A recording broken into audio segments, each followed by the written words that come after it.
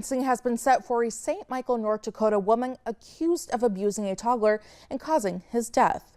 Kenzie Baker, 27 years old, pleaded guilty to child abuse, child neglect, and accessory after the fact. She'll be sentenced on January 22nd.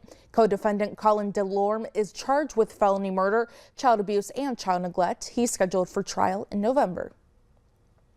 And court documents say Baker called 911 in February of last year for a 1-year-old child who was not breathing. He was taken to a Devils Lake hospital where he was pronounced dead. An autopsy says his cause of death was battered child because of multiple repeated injuries. The child's internal injuries were untreated, leading to infection and sepsis.